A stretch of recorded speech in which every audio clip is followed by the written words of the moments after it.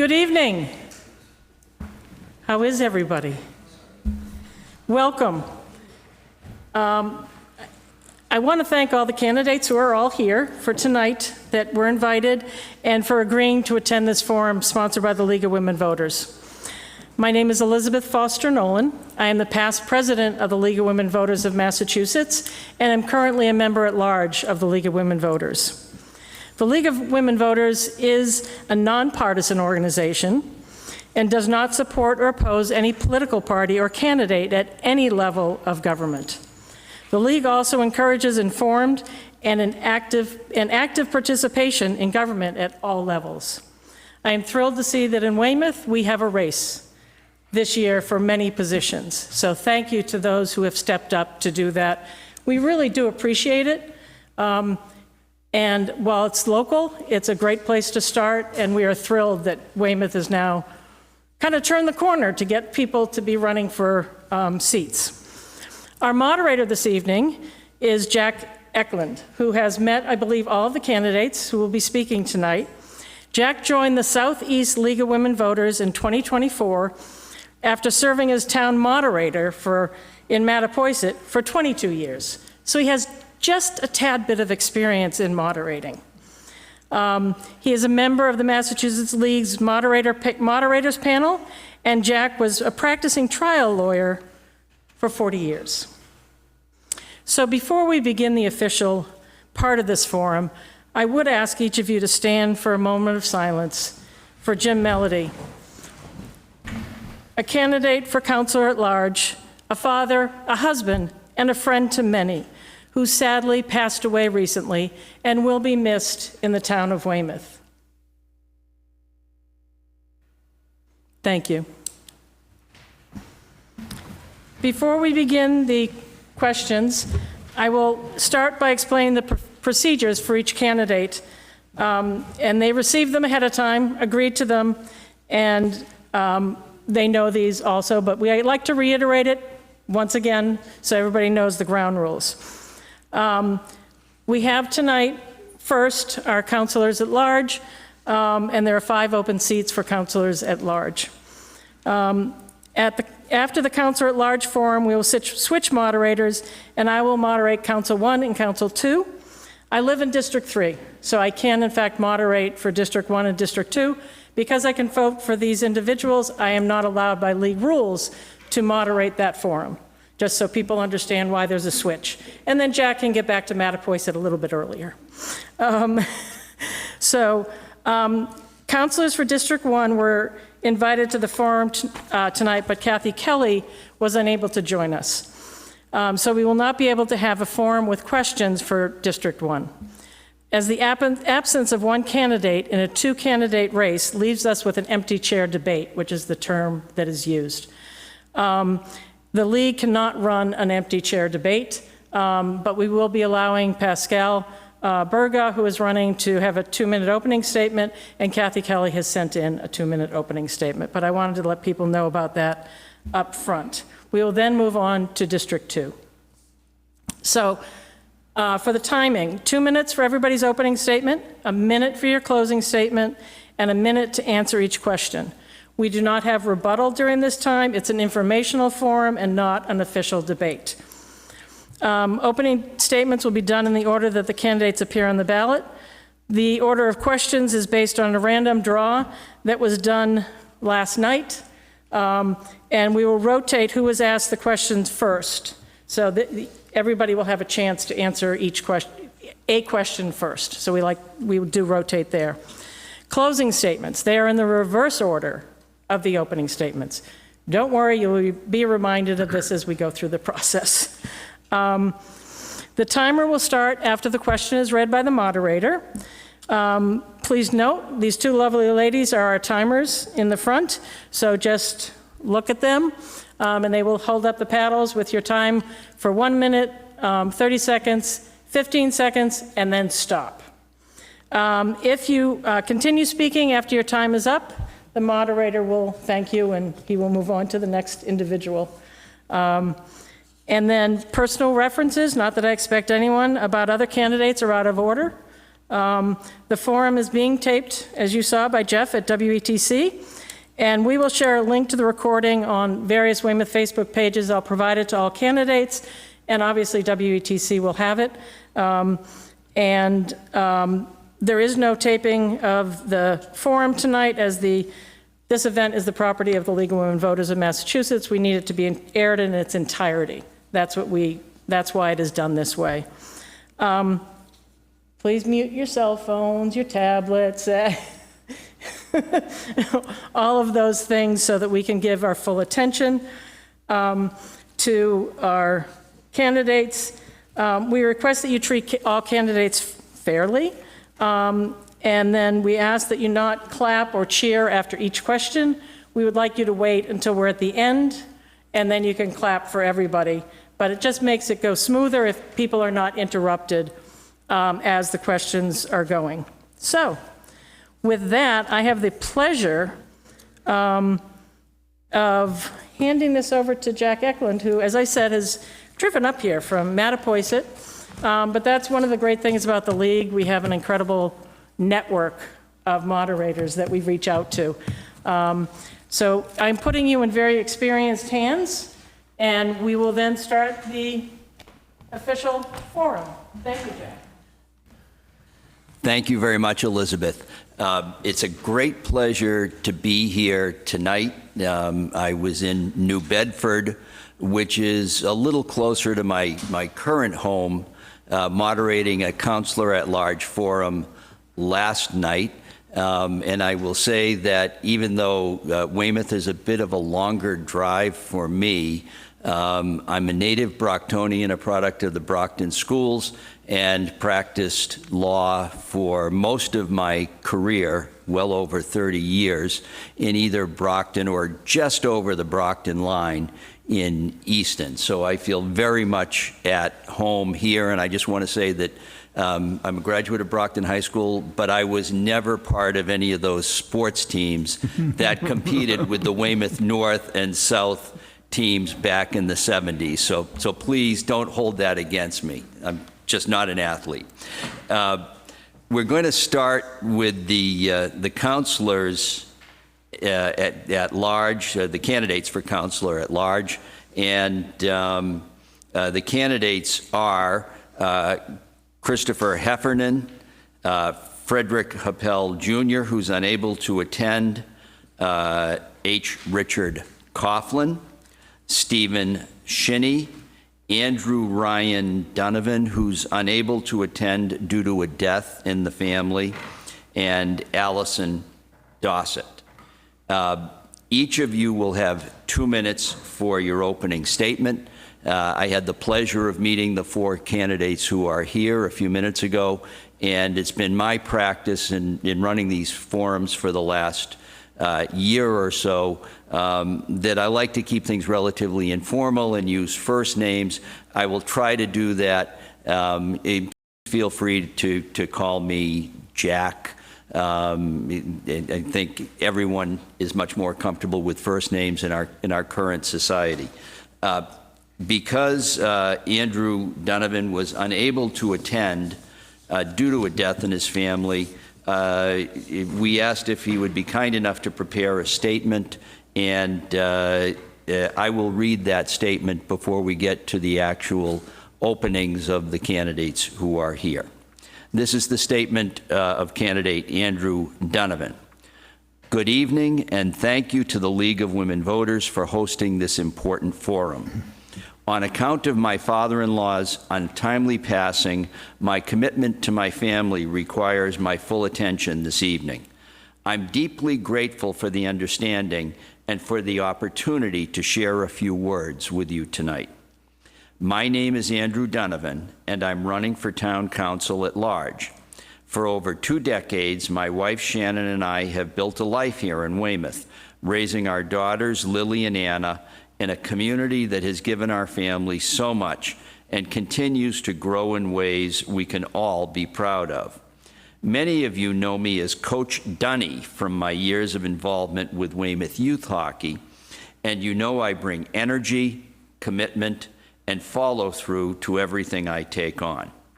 My campaign focuses on safety, services, and systems.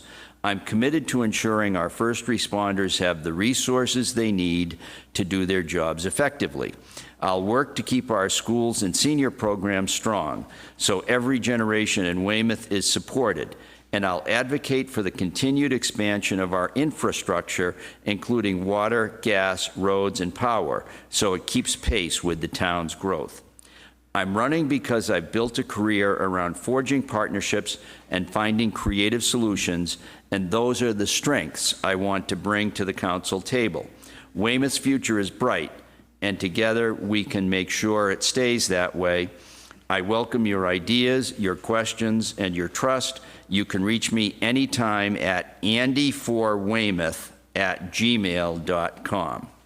Thank you for watching and for all you do to keep Weymouth moving forward. I also want to wish my fellow candidates the very best and thank them for their shared commitment to the town we all care so deeply about. That is the statement of Andrew Donovan, who was unable to be here. And we will now start with the openings of the Councilor at Large candidates who are here, beginning with Rick Coughlin. Rick. Thank you, Jack, and thank you to the League of Women's Voters for pulling this together. This is a great opportunity, I think, for the town, for us as candidates to be able to introduce ourselves to the public at large, and I'm thrilled that it's being televised and then filmed to be able to be available, or taped to be able to be available. I do want to express sympathy to Andy and his family on the passing of his father-in-law. I know this has been weighing on him over the past several weeks as we've been campaigning alongside each other, actually. I'm told I'm given 2 minutes for an opening statement, and typically speaking, it takes me 10 minutes to say hello, so forgive me for that. I'm looking forward to seeing the signs get thrown in my face here. But my name is Rick Coughlin. I'm a third-generation resident of Weymouth. My grandparents moved in here. My great-grandmother was here. My parents were both raised in the town. My mom just up the street here. Worked in the town water department when I was here at the town hall, and I got 1 minute to go. Can you imagine? And I haven't gotten past my grandparents. But I own a real estate company here in the town, a little residential real estate company, have done so for the past 35 years. I serve now as a councilor at large. I serve on the Budget Management Committee, the Ordinance Committee, the Public Works Committee, Environment Committee, and the big thing that I look forward to and continue to look forward to is the constituent service. And I am very, very much available. Anybody that needs to get a hold of me can get a hold of me at rick@rickforweymouth.org. They can call the number at 781-335-0717. And I've got 15 seconds, so I'm going to wrap it up. And thank you all for your attention tonight. Thank you, Richard Coughlin. Next will be Stephen Shinny. Steve, you have 2 minutes. Thank you. Thank you, League of Women Voters of Massachusetts, for hosting this tonight. Thank you, Jack, Elizabeth, Women Timon, and Jeff for recording this.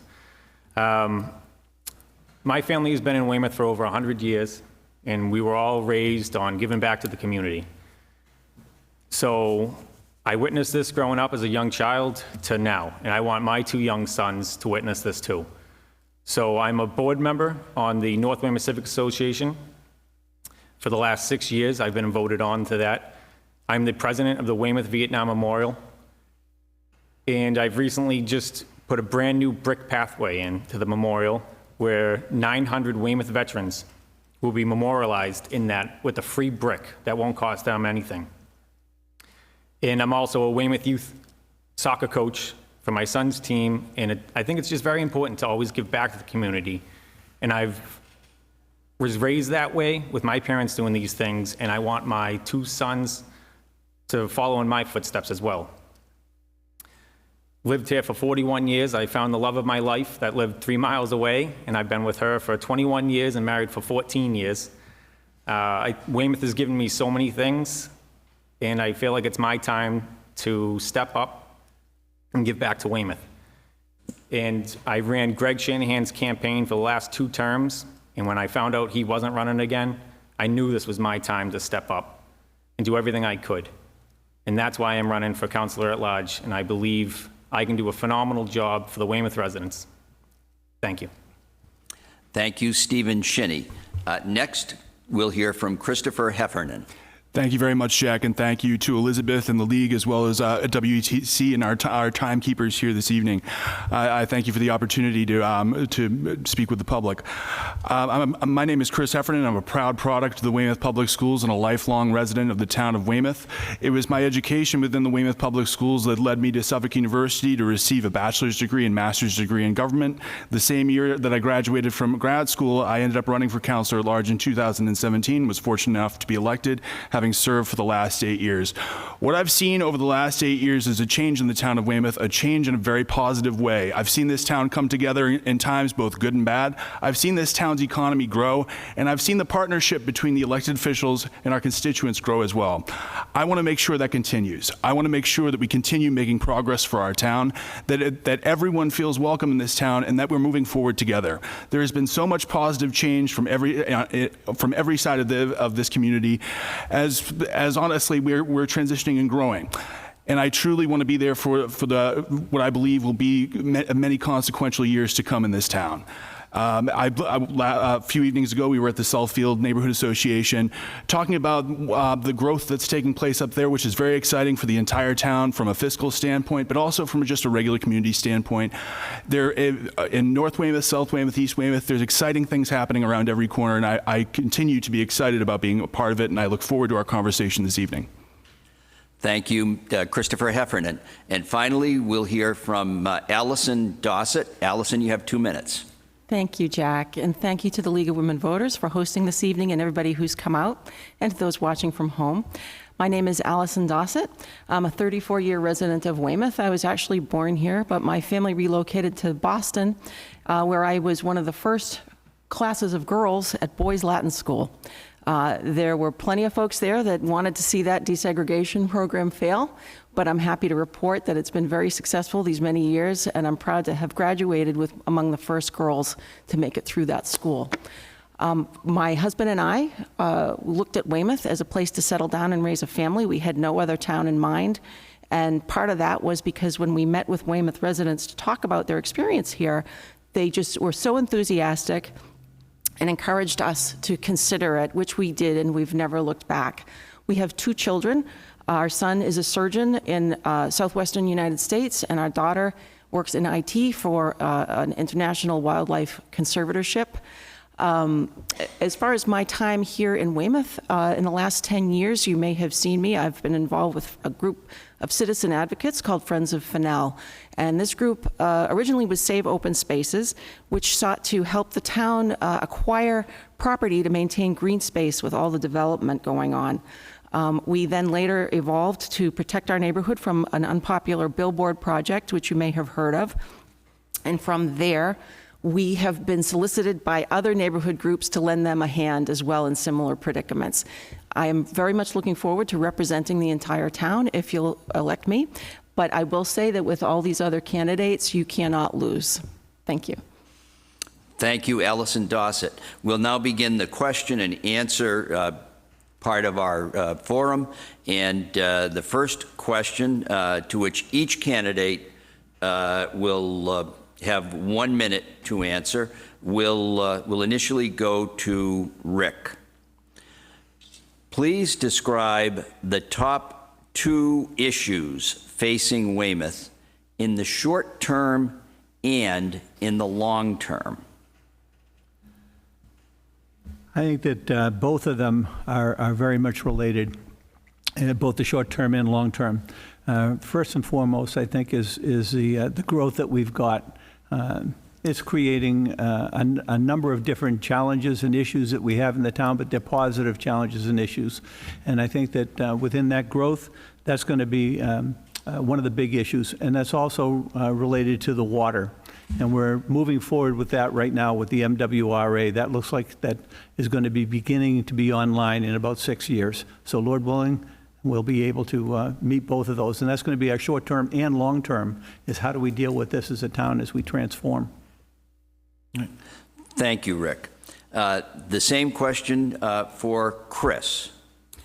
So I believe that our population growth, which is increasing every year with the addition of new apartments and new residences that are going in, and as well as the water, what is going to be happening up at Union Point in terms of the MWRA agreement. Both of those issues are going to be paramount moving forward.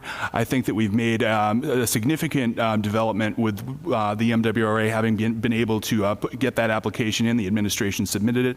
And I think that is part of what will unlock the potential of Union Point and the future of Weymouth in that regard. But we are going to continue to have issues related to population growth, whether it be traffic, whether it be transportation needs. As a member of the council for the last 8 years, I've actually communicated with at the MBTA regarding our commuter rail services, which are filled already. And if we're going to market ourselves as a community south of Boston that's accessible to Boston, that actually needs to happen. We need trains that are actually going to be of service to us. Thank you.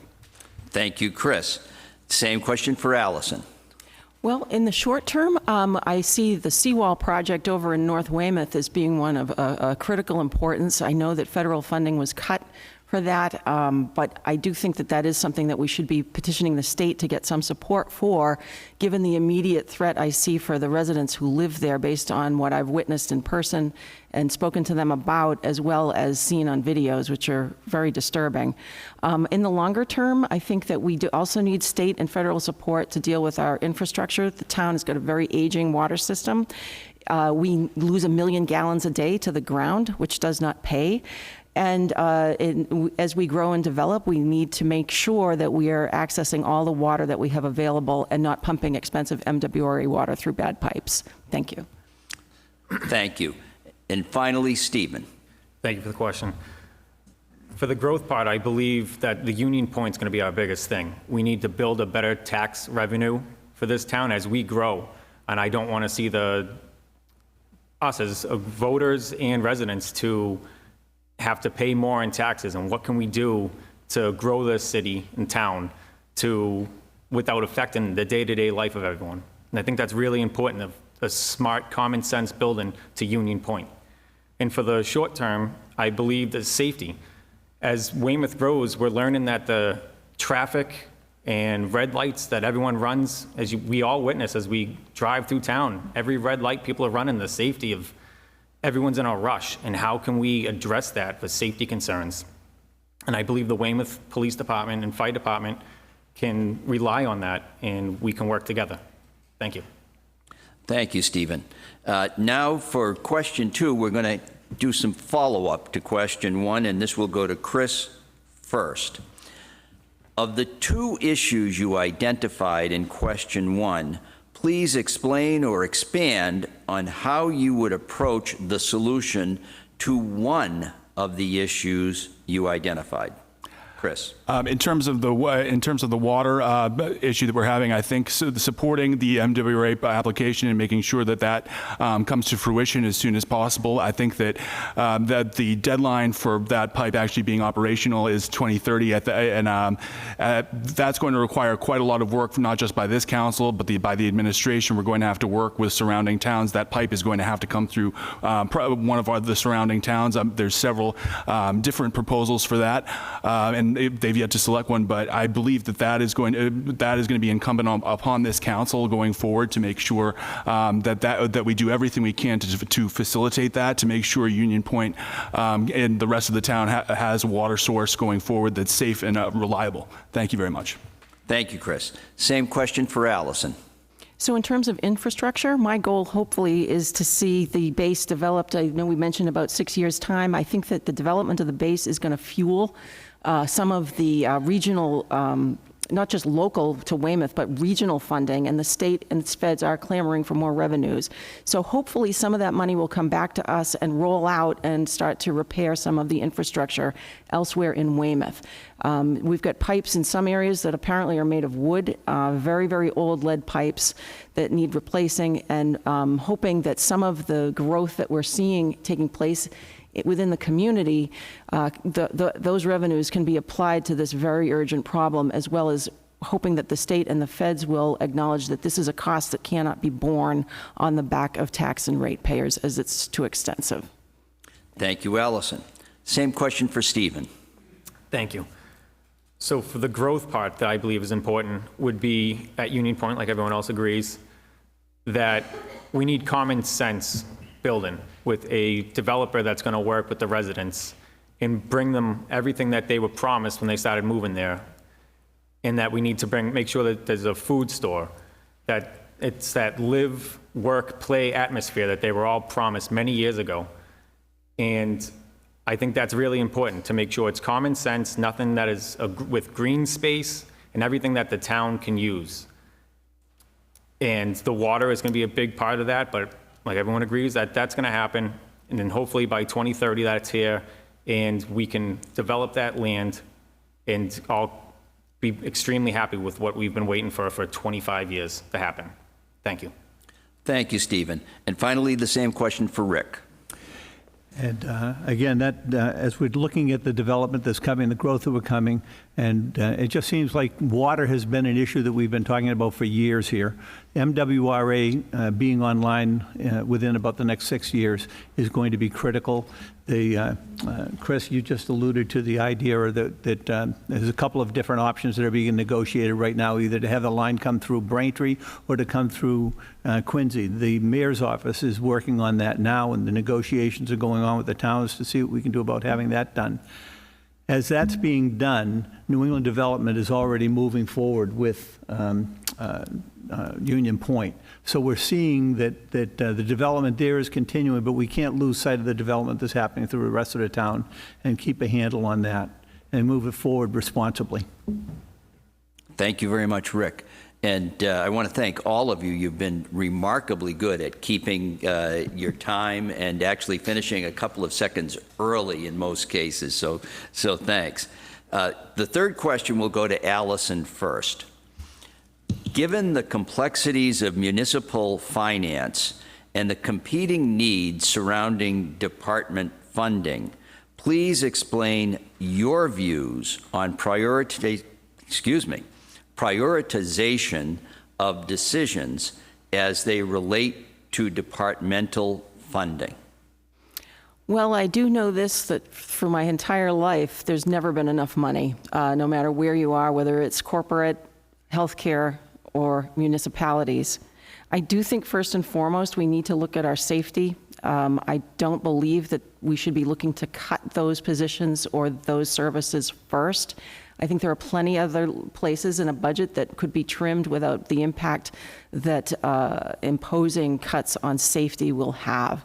I also feel that we have a lot looming in terms of development across the town, which is actually going to require more safety personnel. So I would hate to think that we would be shooting ourselves in the foot by reducing those staffs or services with what we know is coming to the community in the short term. Thanks. Thank you, Allison. Next, Stephen, same question. Thank you. And the same as Allison, I believe safety is a big concern as we grow, that we may need to make sure that the Weymouth Fire Department and the Police Department have what they need and make sure that they can get to a call in an appropriate time as we grow Union Point, that there needs to be a responsible time, and that if a call goes out to the closest fire department, when they come out all the way from the Weymouth Police Station, that report time can't be 15 minutes. So we need to make sure that safety is on the line. And for the other part, I would believe that the school system needs to, that budget's pretty tough as is. It's pretty tight. And I believe that's where we should make sure that we're funded properly, that we're not forgetting about the Weymouth kids and they're not getting the short end of the stick, and that we can make sure we have one of the reasons why people want to move to Weymouth, is we have strong schools. Thank you. Thank you, Stephen. The same question for Rick.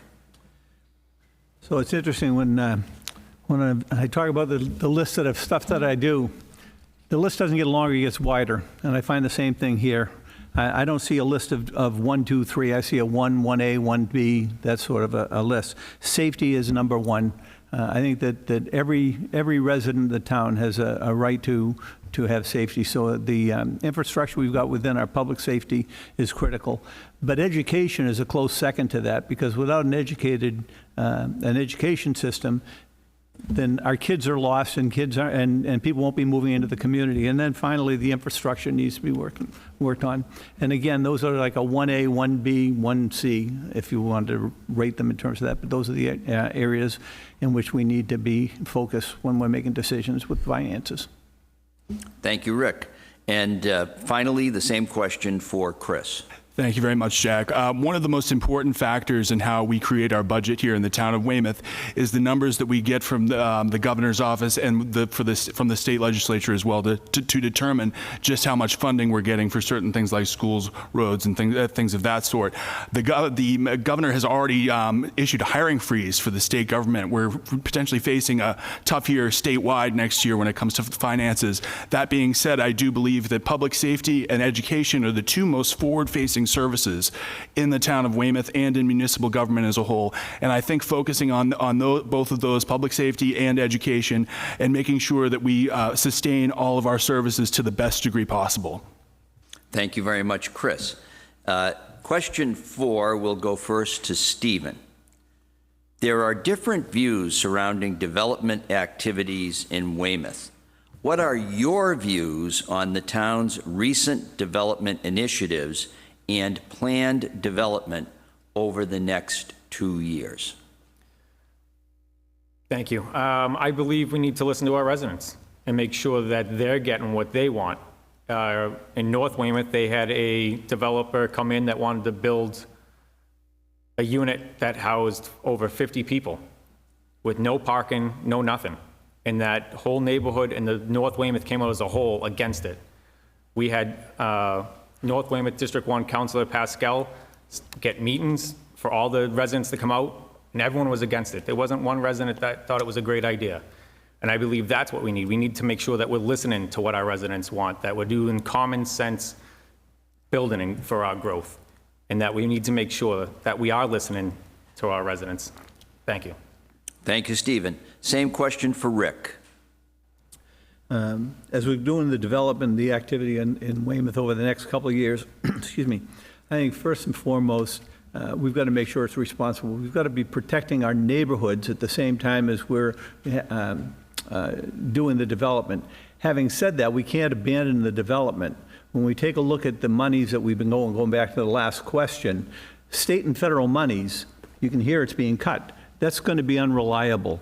Continued development, you're finding that much of what's happened in Weymouth over the past couple of years, our ball fields, the schools, the library, all this has come from the development that we've been able to have. So we need to be able to encourage the development, but by the same token, make sure that's continuing to be responsible. Great, thank you. Next will be Chris, same question. Thank you. Weymouth truly is a community of neighborhoods, each with their own characteristics, and I truly believe that any development needs to fit into the neighborhood. We can't have something that is just so obscene that the neighbors are going to be outraged by it. I've personally, as a member of this council, when the Jackson Square proposal came forward, I purposefully went to the administration and said we need to slow down, we need to get more input from the public before we take any step forward. And I'm not saying that there isn't the development was not good, but we need to make sure that something that is going to be there for the next century works for the town of Weymouth long term and just not for the short term. Thank you. Thank you, Chris. Finally, we'll hear from Allison. Yes, we absolutely need to make sure that our town, as it evolves at the base, that the rest of the town keeps up and is not neglected, and I'm sure that that will happen. And there are many parts of Weymouth that do need a facelift. Saying that, we do need to be responsible with that development and thoughtful about its characteristics and whether or not it is encroaching into residential zoning, R1. We've seen projects in the town that have tried to bust into R1. There was one recently in the Columbian Cypress area. We, as citizens, organized to protest that, and it was similar to the billboard situation where the residents felt that they were not heard. I'd like to say right here that absolutely all residents will be heard when they have issues relating to development, particularly as commercial interest may creep into R1. Thank you, Allison. Our next question will go first to Rick, and this is a question that I think may be universal, not just pertaining to Weymouth. It's certainly one that causes me, as a former town official, in my town a great deal of concern. The question is this: attendance and public comment at town council meetings and the annual town meeting is low. How would you increase community involvement and participation in local government meetings to share the many initiatives taking place here in Weymouth? Great question. I think that everybody tends to be very busy.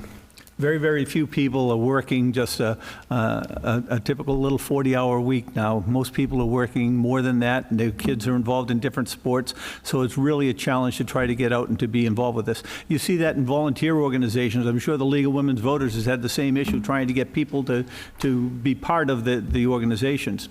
What we're trying to do, I think, is by having it live video, number one. The council meetings can be done with that. We do encourage the public participation, and then many of us have our own websites as well. You can go to some of these websites and find out what's been going on in the town too, and be able to leave comments for us to be able to come back. And most of us are all available through the town's website as well. Thank you, Rick. Same question for Chris. Thank you very much. I think that there's several ways this can be accomplished. I know that the administration has an active Facebook page. I think the council would benefit from having one as an entity itself. I also think our meetings are televised through WETC. Our committee hearings are not. Some of our committee hearings can be very lengthy. They're very, and they take a deep dive into issues, and I think we would benefit from having those televised. And to show our entire committee process, some of our council meetings, they might only last 15 minutes while there are issues in the committees that are being discussed and deliberated. I also think there's some merit into looking into field hearings where certain committee hearings, such as the Southfield Committee, actually meets over in Southfield. It doesn't really make sense that we're 25 minutes away from the Southfield area and to have residents come here when we can come to them and have a meeting where they can interact with us. So I think there is some merit to looking into both of those issues. Thank you. Thank you, Chris. Same question for Allison. Chris, that's a great idea, by the way, about doing field meetings. I think that would be extremely helpful. I was going to focus on potentially bringing back more Zoom meetings or some kind of virtual platform, which we had during COVID, which actually allowed a lot more people to participate and view the meetings in real time. They could communicate, voice their views, but in terms of actually physically coming to meetings, there are demographics that simply cannot do that, and so are thus marginalized from participation across town. I might also suggest that the social media presence could be expanded, but there's also some merit in a physical newsletter or a digital newsletter, since that is a platform that some people prefer who are not on social media. Thanks. Thank you, Allison. And finally, the same question for Stephen. Thank you. We're in the digital era. No one gets a newspaper anymore. Everyone's on their phone.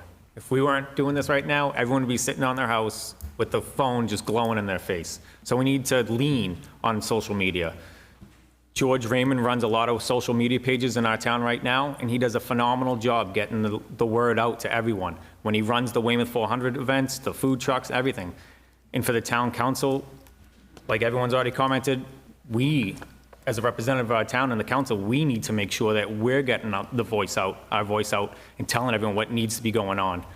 So it really relies back on us as councilors. We need to make sure that we're informing on our social media pages and websites, that we're getting the word out too, because a lot of that relies on us.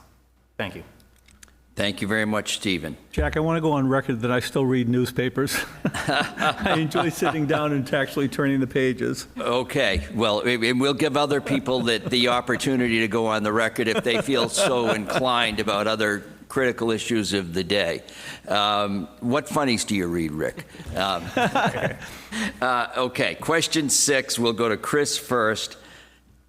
Trash fees in Weymouth do not cover the cost of the trash collection program. Although trash fees were recently increased, a deficit remains. What are your views on addressing the ongoing deficit? Chris. I do think working with the administration to lower those fees. I know that in terms of the finances of the town of Weymouth, this town is actually doing quite well.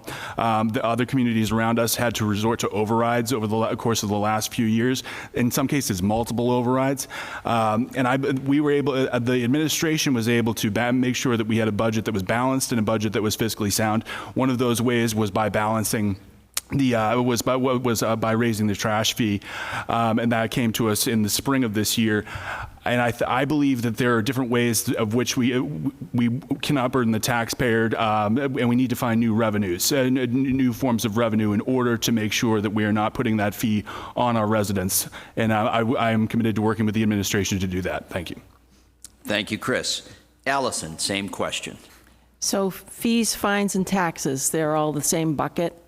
I do think that the trash fees fall under water and sewer, where we already know we have a terrible problem in terms of collecting all the revenue that we're due because we have 1 million gallons of water lost per day. I would like to see us be more responsible in terms of remedying some of the problems that we have before we impose further fees, fines, and taxes on the residents. I think it's our responsibility to ensure that we've exhausted every measure to make sure that we are covering costs and not covering up losses. Thank you. Thank you, Allison. Next will be Stephen. Same question. Thank you. To not burden the residents of Weymouth, I believe that's where we need to really lean on common sense development, where places like Weymouth Honda dealership lot is empty. We need to make sure that that's not just an apartment building, that it is a viable commodity to our community, like a food store. That's what's being proposed right now. At Union Point, we need to make sure that we have a commercial dollar coming into us, something that's going to make our town better, but at the same time, make sure that we're getting tax revenue so it doesn't lean on us, the residents, to pick up the slack. And I think that's what we need to do, because the town council is doing a phenomenal job right now. And I think we can help them out by working together by doing that. Thank you. Thank you, Stephen. And finally, on this question, we'll hear from Rick. Yeah, trash fees are going to continue to go up. I mean, you see everywhere there is.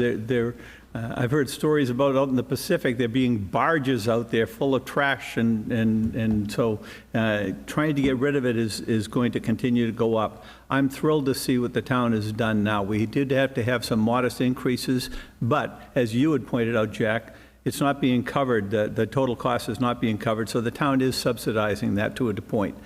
I think that's going to continue. But I think that the development that we have is going to help with that, as we're getting more revenue coming in for the development, first of all, to continue filling the coffers for Weymouth's taxes.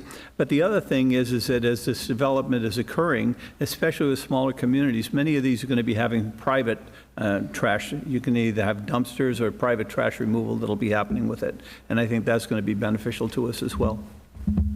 Thank you very much, Rick. Now we move to question 7, and this will go to Allison first. Given the recent award of $32.4 million from the state to re-energize the development of the former South Weymouth Naval Air Station, please describe your views on opportunities that may exist relative to housing and commercial development. So that grant money is basically to evaluate and the engineering and the route. It's not really part of any kind of build out as far as I know, but my vision for the base is that it will be a vibrant community that will lure people to this part of the South Shore. We're ideally located between Boston and the Cape.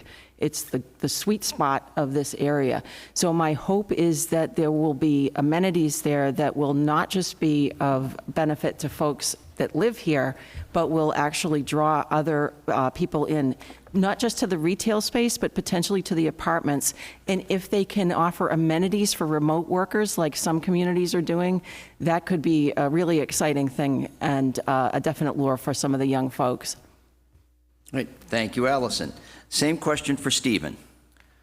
Yeah, thank you. That $32.4 million for the infrastructure, is critical to move on with that base, to have that live, work, play atmosphere where you can have everything right there. You're not going to have to drive down Route 18. You're not going to have to travel very far. If we build that correctly, we can have our own little small community there with office space, commercial space, where someone can just walk down the street or take the commuter rail into Boston, or at night go to a nice restaurant right there.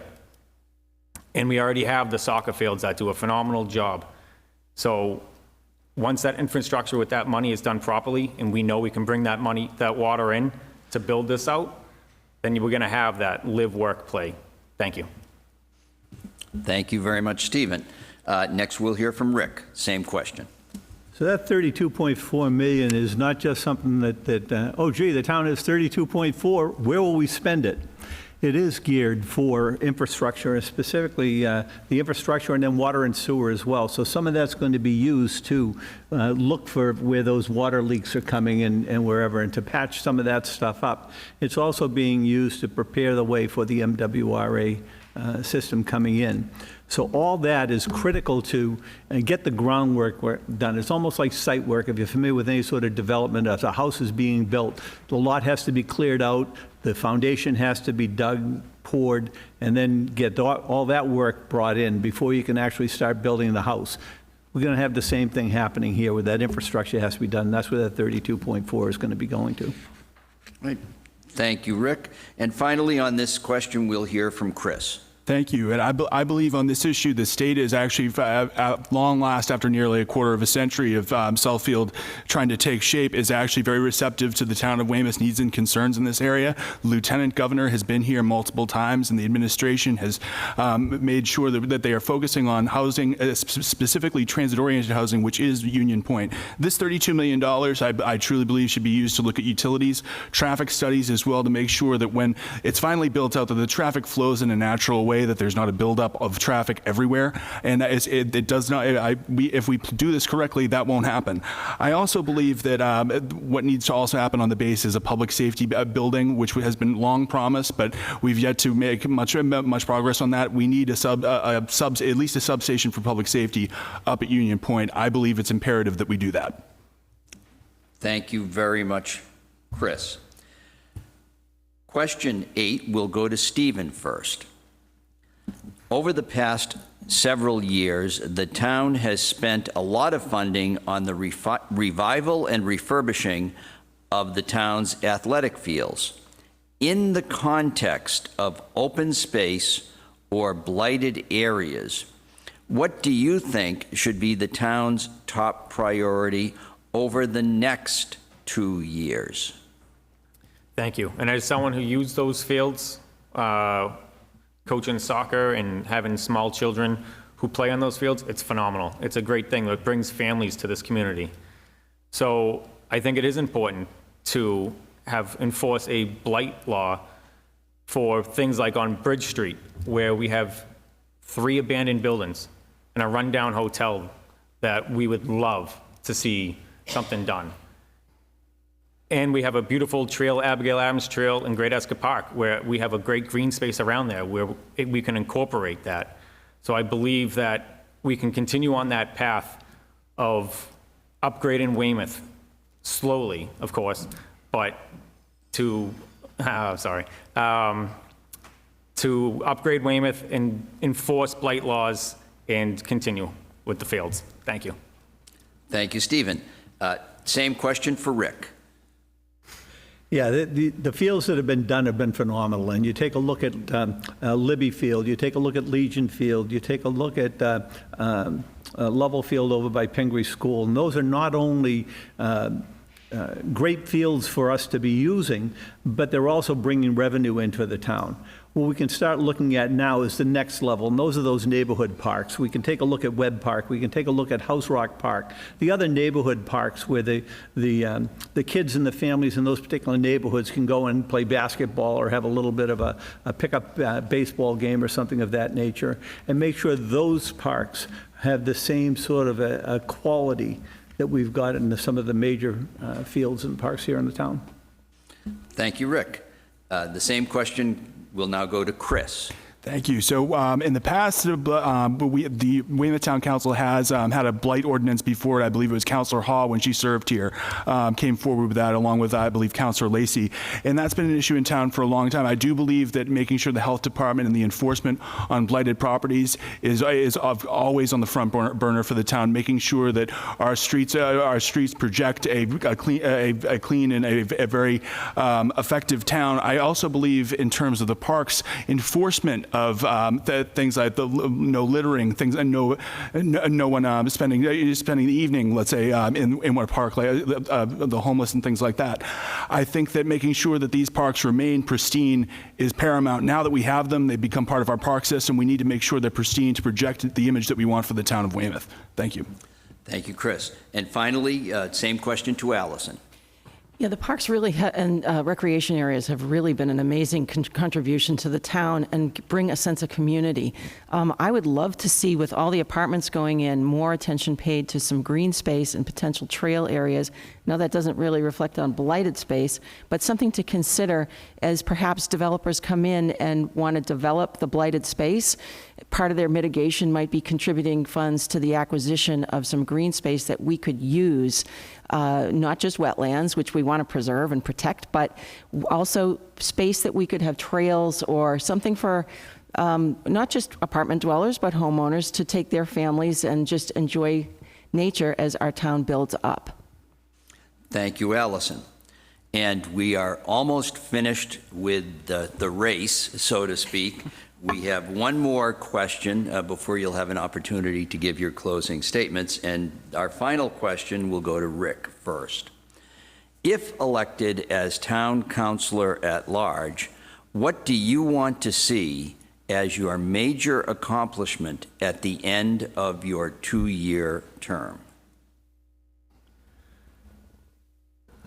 Great question, because it goes beyond 2 years, frankly. And what I'm looking for is to continue moving. We've talked a lot about Union Point, and as we should. It's probably the largest development project, certainly in eastern Massachusetts, possibly the entire state, frankly. And I want to see that continue to move forward. I want to see that get developed out. Right now, 5% of our population is living at Union Point. Believe it or not, 5% of Weymouth's population is living in that community. And we need to continue building up that core base so that we can attract those supermarkets and restaurants and other businesses into the area so that people will be willing to come in off of Route 18 or off of 228, actually, and come into Union Point and be able to do that. So that's what I'm looking forward to continuing to work with. Thank you, Rick. Same question for Chris. Thank you. I think, as I alluded to earlier, our governor has come forward and said that she believes next year's state budget is going to be a very difficult year. That's going to trickle down into the municipalities as well. And I think that the town of Weymouth has weathered difficult financial times before, most recently during COVID. I served on the council during COVID. It was a very difficult time for this town. I believe that stewarding Weymouth's financial position and helping in any way that I can the administration to make sure that we continue to have responsible and balanced budgets, which we've been able to do over the course of the last few years. As I said, there's communities all around us that are in dire financial straits right now, multiple overrides, and we could be on the verge of 9C cuts next year from the state, which happened midway through the budget year, which can be devastating to a municipal budget. And making sure that we maintain good financial footing is something that I'm focused on. Thank you. Right. Thank you, Chris. Same question for Allison. I think at the end of the 2 years, I'm sure that Union Point will be that much further along in terms of finalizing plans, but it certainly won't be built out yet. I'm hoping that we can have some simultaneous conversations with the MBTA so that we are assured that as a commuter community, Union Point and Weymouth will have more options than we do today. And I'd also like to see more transparency in government locally. Residents should feel welcome at the table. They should always feel that they have a seat at the table. They should also feel that they're respected by their government. If they have questions, they're not a nuisance. They're actually contributing to the dialogue that we know will make Weymouth a better community for all of us. And at the end of the 2 years, if elected, I assure the community that that will be one of my priorities. Thank you. Thank you, Allison. And finally, we'll hear from Stephen. Thank you. So that's a tough question. I don't think it's one big thing. I think I'd rather have a handful of little things, and community give back and community involvement, I think, is really important, because in just 2 years, only little steps forward will be done in Union Point, where that's a lot of land to develop. So that's not going to happen in just 2 years. So I'd rather just bring people to the table and have an open conversation with everyone. I think that's where things begin, to be able to listen and talk. And that's what I find is really important, that, like Allison said, that people are listened to, that they're open door policies. And if we can get that done, that's a huge thing. Thank you. Thank you, Stephen.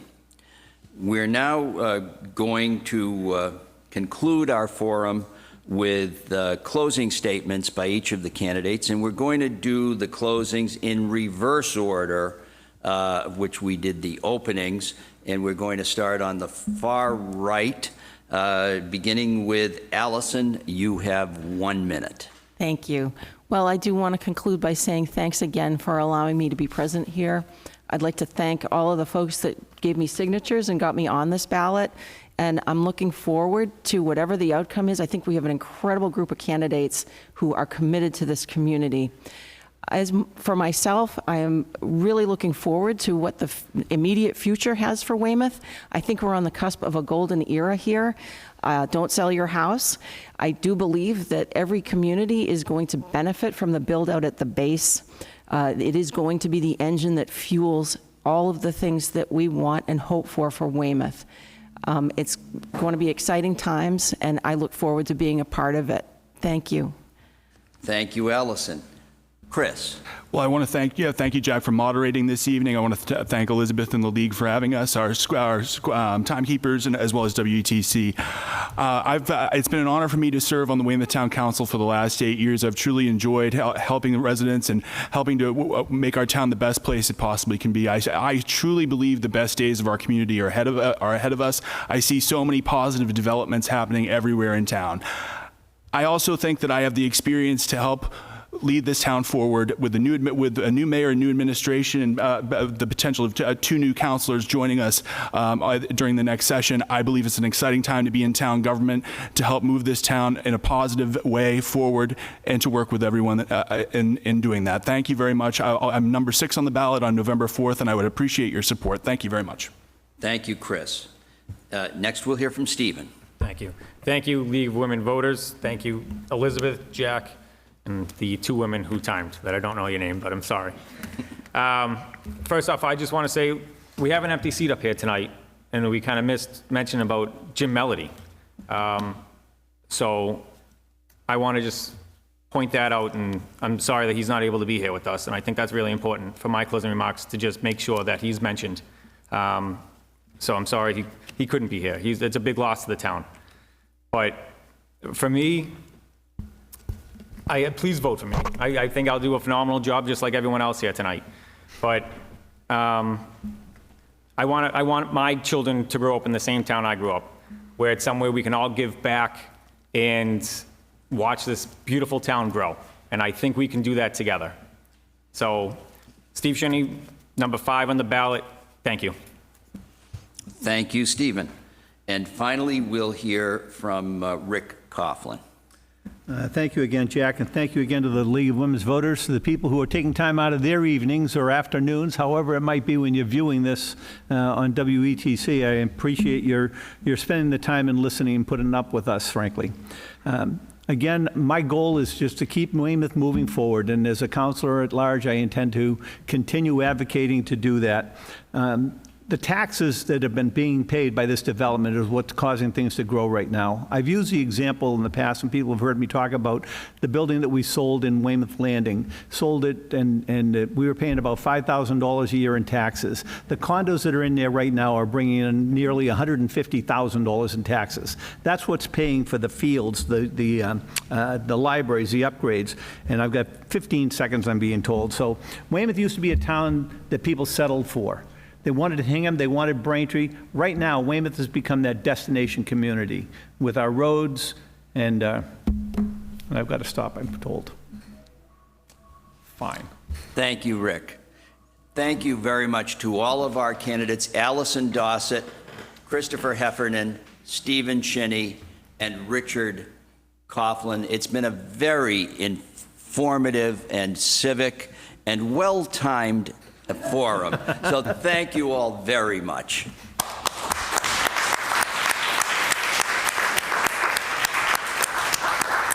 And I would like to thank Jack for, as I said, making the trip up from Mattapoisett for us. Always great to have another moderator who's experienced doing this for us. So just in case it's a long ride back, I just wanted to give you a little nutrition as a very small thank you, and really appreciate it. Who told you that I love chocolate? It's usually a good bet. But again, thank you. We really appreciate it, and safe travels home. Thank you. Grab your water, too. So we have a little brief pause where I'm going to ask Pascal to take her regular seat, I guess.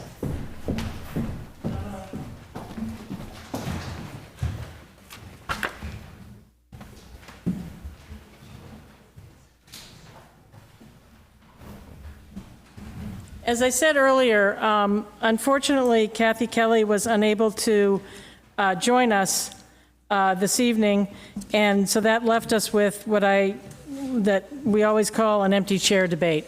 And the league does not do that when you only have one candidate there. What I will ask is Pascal to read her opening statement, as she is here in person. Would you like to read Kathy Kelly's first? It's up to you. I would prefer that, thank you. Okay. I do have it in front of me.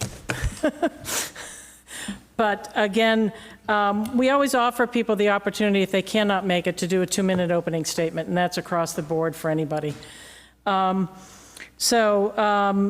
did send me this statement, and I will read it. Good evening, and thank you for allowing my words to be shared tonight.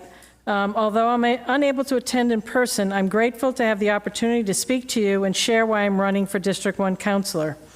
Before anything else, I want to honor the women gathered here tonight, the mothers, daughters, grandmothers, neighbors, and friends who keep our families, our streets, and our communities stitched together. When women rise, communities heal. When women lead, things get done. My name is Kathy Rober Kelly. I am a proud lifelong resident of North Weymouth, born and raised here with my husband, Kevin, and I have been married for 34 years, and together we've built our life in the same town that raised us. We're blessed with a daughter and twin grandchildren who are our whole world. I'm running for District 1 Councilor because I love this town and care deeply about our neighborhoods, our families, and our future. Weymouth has given so much to me, and now I want to give back by being a strong, compassionate voice for the people who call it home. As a cancer survivor, I know how precious life is, how much our health, our family, and our sense of safety matter. And when the peace of our own home was threatened by a local issue, I turned to my town for help. Instead of solutions, I was met with our hands are tied. That moment changed me. Our home should be our safe place. When that safety is compromised, we deserve leaders who stand behind us, listen with heart, and fight for what's right. That is the kind of counselor I intend to be, one who meets every resident with grace, compassion, and action. I also want to acknowledge my opponent. It is a privilege to run alongside another woman. My mother was a proud member of the League of Women Voters and an advocate for women in politics, so this moment carries deep meaning for me. I come from a line of strong, vocal women of Weymouth who believed in service and courage, and I'm proud to continue that tradition. When it comes to the future of Weymouth, I believe in smart, steady progress. We all want growth and prosperity, but just like building a house, our foundation must be strong before we build up. This means addressing infrastructure, roads, drainage, seawalls, and our water system so that the progress we make is sustainable and protects our homes and families for generations to come. Win or lose, more residents will use their voice at attend town meetings to learn what's being voted on. That's the future of our community. Thank you for believing in what is possible when compassion and community come first. I hope to earn your vote on November 4th. Thank you, Kathy Rober Kelly. And yes, I have to keep to the limit of 2 minutes for those who aren't even here. So thank you for that statement. I hope you'll allow me the same opportunity to go well over the 2 minutes. Yeah, we I went think- over like by 15 seconds, so go ahead. I think it was much more than that. Yeah. I have a timer here, so thank you. Yep. My name is Pascal Berger. I thank you for allowing me to be here. I'm very disappointed, of course, that my opponent is not going to be here and give me the opportunity to answer the questions that was answered to the candidates at large. I'm speaking quickly because I have a lot to say. I have a lot of experience. I was not born and raised in Weymouth, but I've been here 25 years and chose to live here. I raised my 2 children here. My son, a high school graduate of Weymouth High School, and my daughter went to private school. I'm a small business owner. I was a part of the business association that was formerly on Bridge Street and owned a small store on Bridge Street for quite a few years. I've been involved in the North Weymouth Civic Association for 15 years, and I'm proud to be elected by my constituents as the District 1 councilor for the past 6 years, and I thank you for their support. I've had a lot of successes in the past 6 years, and I'm proud to be the first woman in leadership on the Weymouth Town Council as the vice president, and starting in November, I'll be interim president until at the end of December, so I'm very proud to have that role. The past 6 years, I worked very hard to represent my constituents. I worked in collaboration with the businesses, the residents, and I hear them, and in many examples, in the example cited in that statement earlier, I had numerous community meetings to try and assist residents. I'm not able to always come to the conclusion that they would like, but I do work hard for them.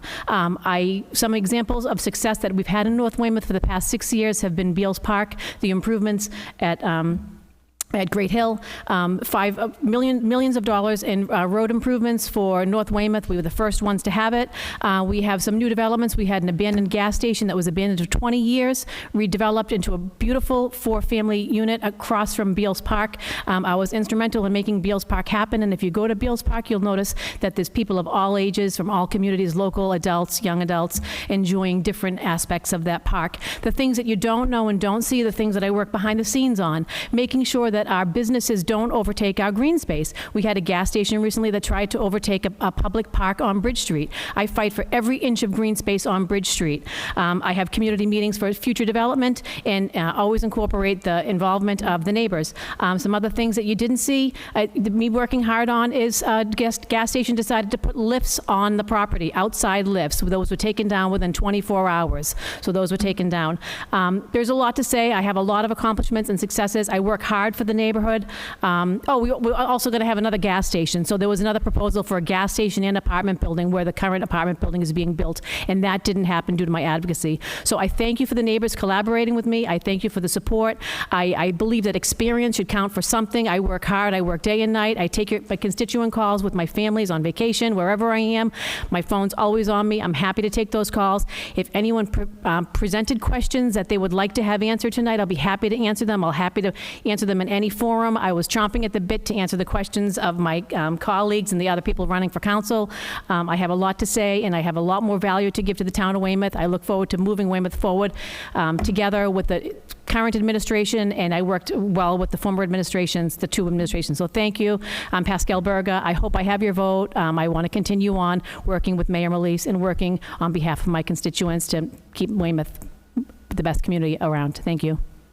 Thank you, Pascal. We appreciate you joining us this evening, and we look forward to hearing more from the candidates in District 1 as we move closer to the election. And I'm sorry for speaking so fast. I have a lot to fit in that 2 minutes. So thank you for all That's of you okay, I attending. understand. Yeah. Thank you. Thank you. So next, we'd like to move on to District 2 with Ed and Rebecca. Thank you, Pascal.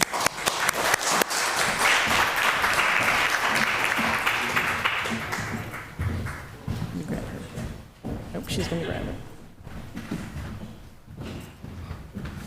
Ed, did you bring your nameplate?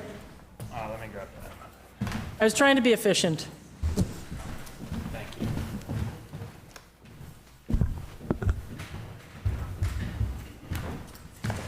Is it a minute here?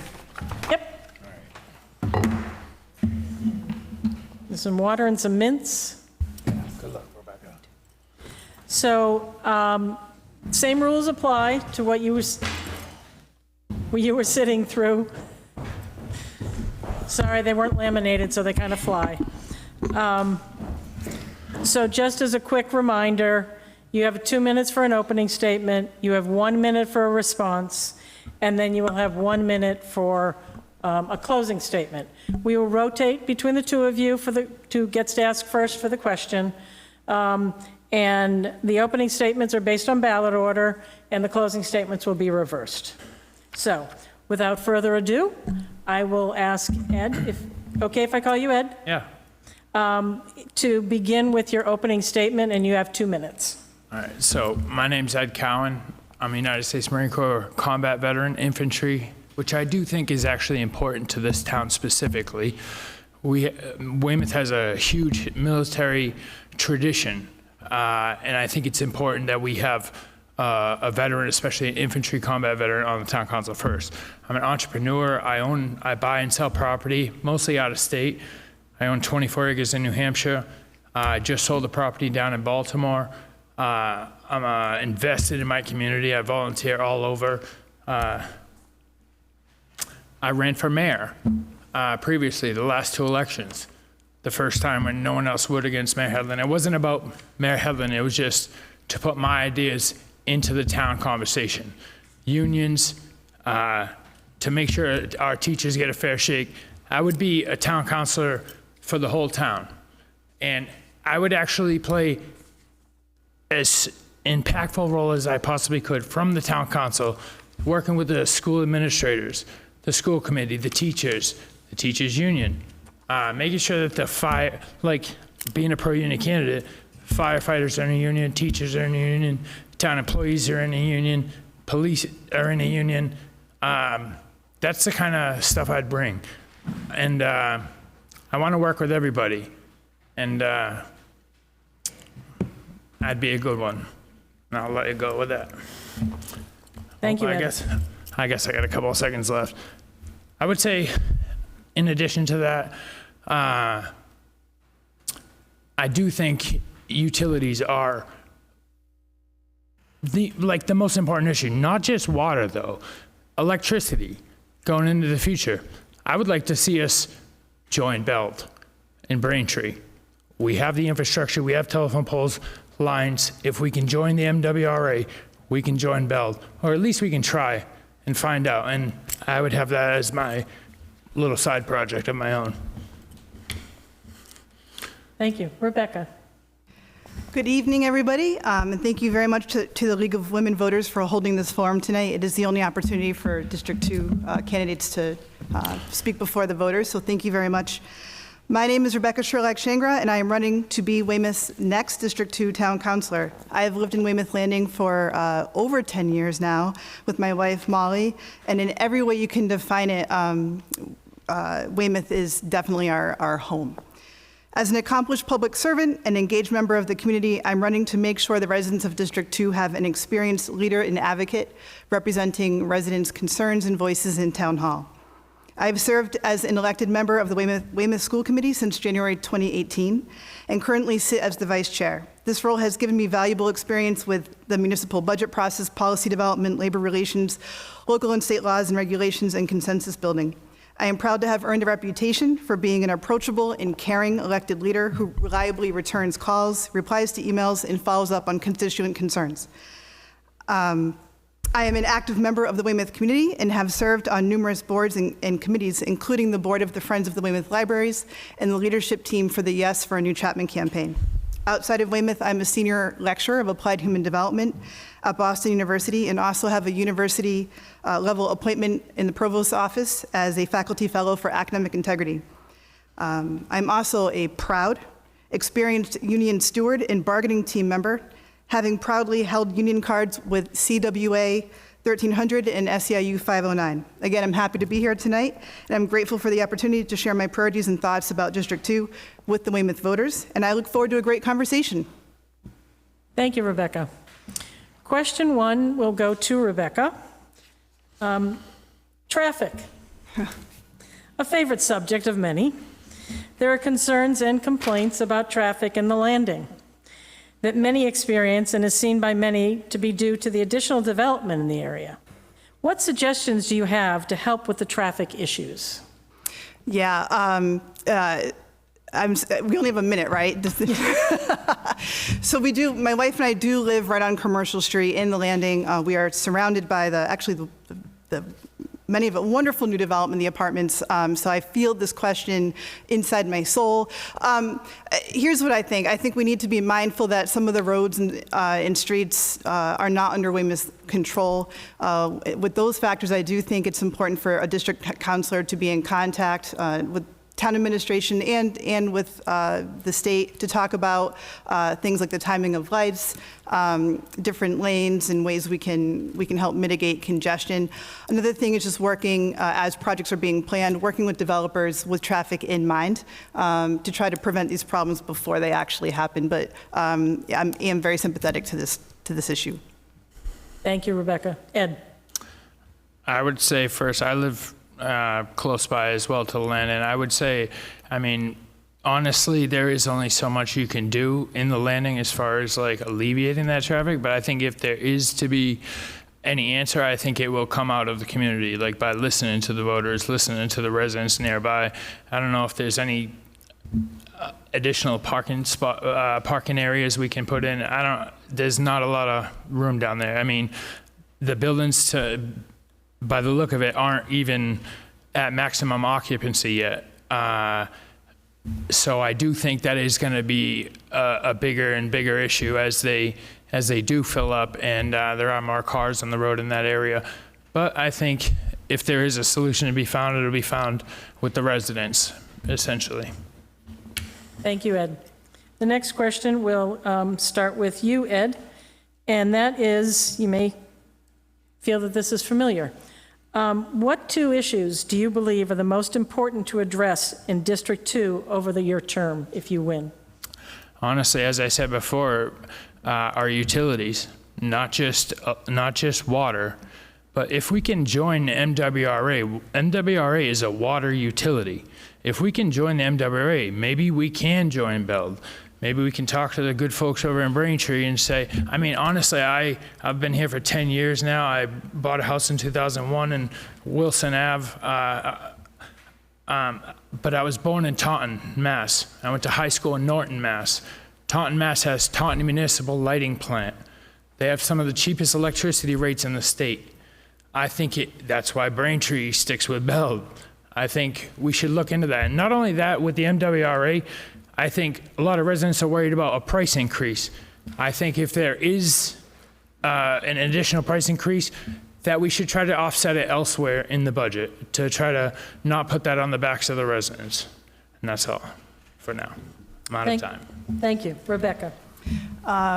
Great question. My first answer is going to lead into my second answer. So the town has done a great job keeping us above water in terms of budgeting. State and federal dollars are not exactly flooding in to local municipalities the way that they used to. I think to offset that, we do need to do, I think, what the town has been doing in leading into smart, responsible development to increase the tax levy. Now, when you do that, that's answer one. When you do that, then you get to my second answer, which is then you need to keep up with infrastructure. And so certainly in District 2, we have concerns about sewer. Certainly Essex Street is a concern right now that is being addressed, or we're trying to address it. So sewer and water, aging pipes, small pipes create issues, and as we develop, we need to be mindful of expanding and I got the stop sign, expanding and fixing our infrastructure. Thank you. You'll get a little bit more of a chance because we're going to do a bit of a follow-up. No surprise to you. Please pick one of the issues you identified in the last question and explain what steps you would take to address or resolve the issue. And we will start with you, Rebecca. Oh, okay, I'll just continue. I think the Essex Street project is a great example of it gives us a template of how we can start to look at infrastructure issues and address them moving forward, specific to District 2. So Essex Street, we had a problem. We had leaking sewage, eventually going into the back river. That's not good. People identified it, we thought about it. Now we have the Lower Street Central Sewer Improvement Project, $9.5 million. The town did a great job allocating funds. I think this is a great example of responsible spending. And I think this, hopefully, replacing these sewer pipes, I think this will be what we could call a final fix for our lifetimes. You know, and I think that the process worked the way it should. We identified a problem, we identified a solution, we allocated money, and now hopefully it's going to get addressed. So copy and paste, and I got the stop. Thank you. Ed? Can you repeat the question, please? Absolutely. Please pick one of the issues you identified in the last question and explain what steps you would take to address or resolve that issue. Honestly, my personal, when I ran for mayor, I talked about joining BELD. Like, I honestly think, to me, that is one of the most important things we could do. Like, electricity prices moving into the future are uncertain, to say the least. Water prices as well, but electricity especially. If the new program on the supply side that the town did to save residents a cent per kilowatt, I think that's a good step. I would march my happy self down to Braintree, work with the people over there as well, like try to figure out if there is something we can do with BELD, with their town council working together. Like, I think if we could even get the ball rolling down on that topic right there, like, that would help the town save money on their electric bill on all our buildings, on our schools. It would help our residents save money. Like, I think, how could anybody be against that? I think we should try to join BELD. Thank you. The next question, we will start with you, Ed. It's a little bit of a different type of question, but I'm giving you each a magic wand. Okay? What is one thing, if you could, and you have no parameters here, but what would you want to change in District 2, and why? That I'd want to change? Well, I would say, like, this is something I did want to bring up actually as well. Like, recently I saw, this is on the news, Gloucester does the St. Peter's festival every year. They do that. It sounds silly, but like, I want to bring an element of fun to our politics, and to our town. So, like, or a community cookout. Like, I think that would pay more dividends than people actually think. To people to actually to compete, to have fun, to have. I think we do. We have made strides on that, like the Irish Heritage Day Parade. I think that is like a step. I think that's a good thing for the town. But I think we need to interact more. Our residents are kind of siloed sometimes, like in their own houses, and like once you get that ball rolling, they start talking to each other. They realize we're not so different. Thank you, Ed. Rebecca? I'll be honest, my answer was very close to Ed's. It's a good answer. So, and I'm going to pivot, but I want to say I do respect your answer, Ed. Good. How's it going? But I'll pivot. So answer B for me would be, I think the town has many, many wonderful opportunities for our young people, and we have a terrific library, which I think is one of the gems of Weymouth, and that is in District 2.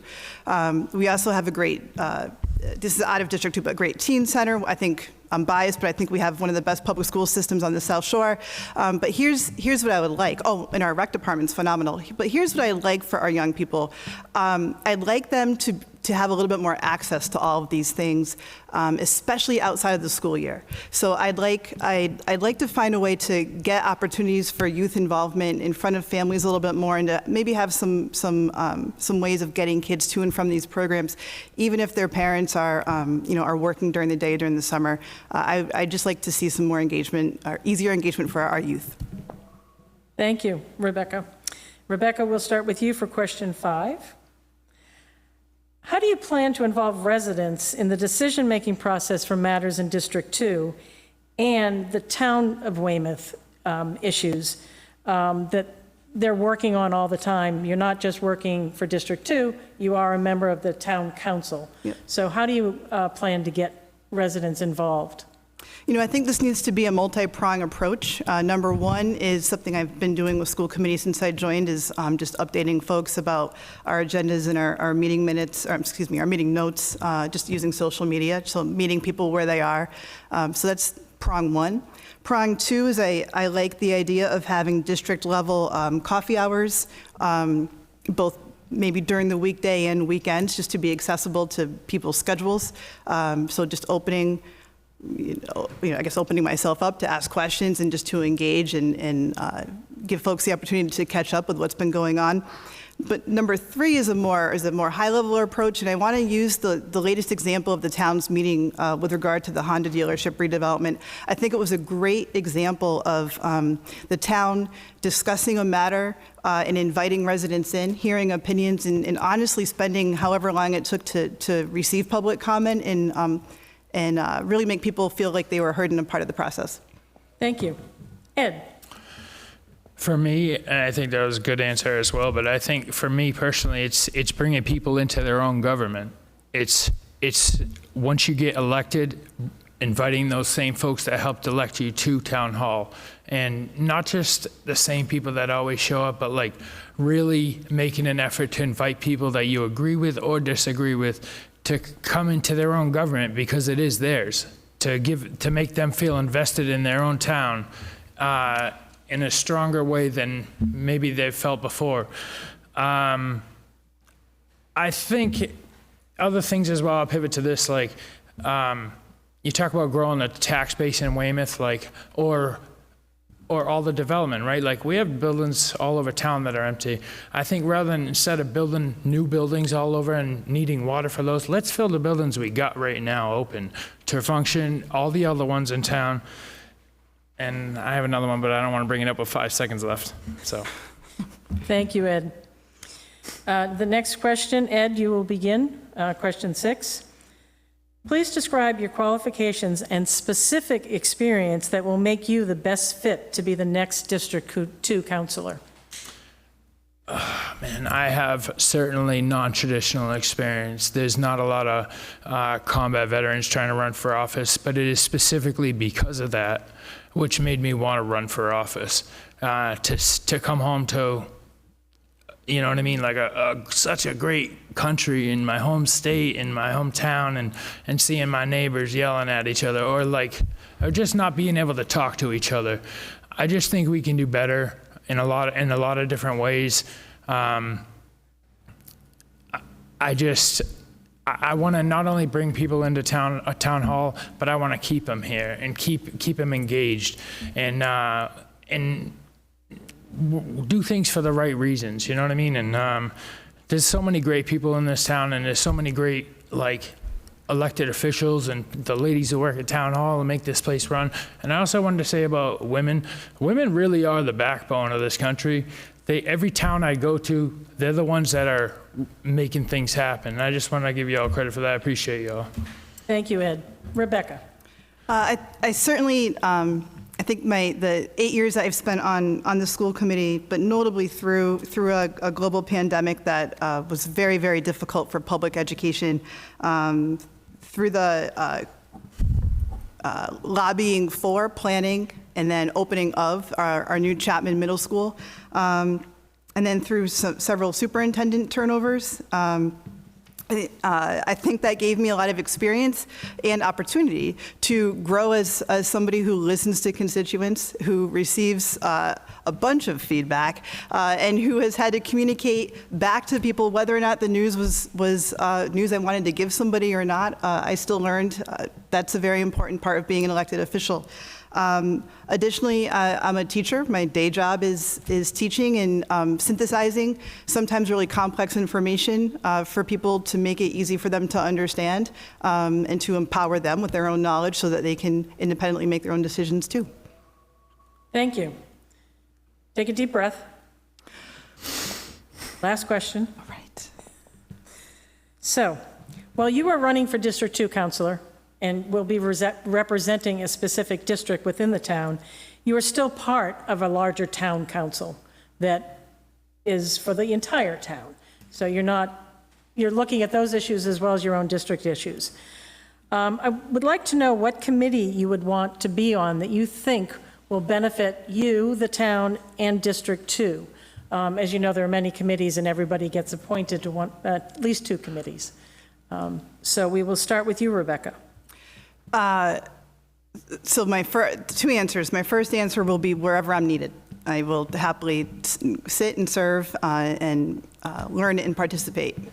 Now, if I had a magic wand, I think I would love to see the Education Committee kind of come back to life, be rejuvenated, and really, really do what I think it was originally intended to do, which is to be a bridge between town council and school committee. Certainly with the size of our school department's budget and some upcoming issues that we're going to have to navigate. For instance, making sure that our new school. In 25 years, we're going to actually need to be talking about new school buildings. So I think that needs to be planned and discussed sooner rather than later. So I think that's a great component that the Education Committee could start discussing, along with kind of just giving updates to the council from the school department. And like I said, building that bridge and being that open form of communication, or that open avenue of communication. Thank you, Rebecca. Ed? So I would say probably something along the lines of substance abuse. Because to be honest, I mean, I've lost a lot of people like in my family, immediate family, cousins, uncles. I think it has been addressed, like as a country, as a community, as a town, but not to the level that the problem really is. And I think it needs to be addressed as such it's killing a lot of people, you know. And I think whatever I could do there, I could bring a lot to that. But I want to be a town council that builds relationships with the schools. I want to be a town council that builds relationships with DPW all over town. I want to bridge divides, bring people together, show them, give them a reason why to work together, and bring what I bring to the table. Not to condemn anyone else, but to bring what I bring. And I do bring a lot to say, humbly. Thank you, Ed. We'll now move on to closing statements. As I said, closing statements are in the reverse order of the opening statements, which brings me to Rebecca. 1 minute feels much shorter tonight, I just want to say. Thank you again to the League of Women Voters for holding this forum tonight. As I did say in my opening, I'm running for this seat to make sure the residents of District 2 have an experienced advocate and leader representing their voice in Town Hall. Through my active involvement in the community, I've come to be a leader Weymouth residents know and trust. And I do believe I have a skill set and the proven experience to be an effective leader as District 2's town councilor. You know, this is an exciting time for Weymouth, and I want to be both a part of District 2's forward momentum and the whole town's forward momentum. And I'll tell you what, I'm here for it. So I'm asking you to join me in this forward progress by voting for me to be your next District 2 councilor on November 4th. And again, thank you very much for holding this to the League of Women Voters, and thank you to Ed. You as well, Rebecca. Thank you. Ed? Yeah, I would like to thank Rebecca too, like my opponent. Like we're political opponents, and I think it's important that we do set that example. But I would say that I ran for mayor before as a pro-union candidate. Like I really want to bring a pro-union perspective, but a pragmatic pro-union perspective, meaning I don't expect to change the town overnight, but I expect that any contracts the town does, or construction projects, or anything like that, that we're making sure that we're using some union labor and building upon that. I would start with like unions, the utilities, and like I said, I want to bring people into their government for the first time and maybe forever. But I want to represent my neighbors. It's been a real privilege. It really has. Like this, I love this town. I love everything about it. But I would just say, if you vote for me, I'm number 1 on the ballot. November 4th, I'll be out there. Ed Cowan for mayor, for town council. Thank you very much, Ed. I know, I almost messed that up. I did. You guys want to stay there just for a minute? Want to thank them for joining us.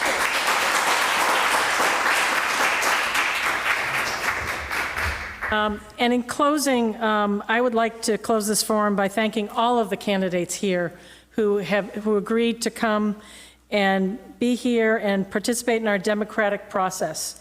And I want to thank the League of Women Voters of Massachusetts for sponsoring this event. Please remember to vote on Tuesday, November 4th. The polls are open from 7 a.m. to 8 p.m. So we're there for a long day. You also can vote early from Monday, October 20th to Friday, October 24th, 8:30 a.m. to 4 p.m. at Town Hall in the clerk's office at 75 Middle Street. Please encourage your friends and neighbors to vote. If you will be out of town for the election, contact the town clerk's office about obtaining an absentee ballot. We have many, many ways for people to vote these days, so please use your vote. Also, the last day to register to vote, which is 10 days before the election, is October 25th. The clerk's office is open a bit later that day, so if you know somebody who needs to register to vote, they can do it there. However, I suggest people go to the Secretary of Commonwealth's website to check your voter registration. Really easy to do. You can also update your voter registration there. The other thing I want people to be aware of, if you forgot to turn in your census, because the census is linked to the voter rolls, make sure either to call, I wouldn't call the clerk's office now, they're a little crazy, but if you want to call the clerk's office or send in that little postcard you forgot to do, send it in, or know that you're going to be asked at the polls to fill out just an affirmation that you still live in Weymouth and show proof of something, but just not to be surprised. So that is something to do. I want to thank Jack, who is hopefully almost home in Mattapoisett, for agreeing to come here and be our moderator. I was remiss, I did not thank Mary Ellen Devine and Annie Devine for being our timekeepers, because without them, this could be a wreck. Just saying. If you know someone who wants to vote but can't get to the polls, offer them a ride. It's a great way to get to know a neighbor or somebody down the street to say, hey, you're going to vote? And they're like, I can't get there. Come on, I'll take you. And remember, you'll get I voted sticker, so you can show everybody. Thank you to WETC. Jeff, we appreciate you coming and filming tonight.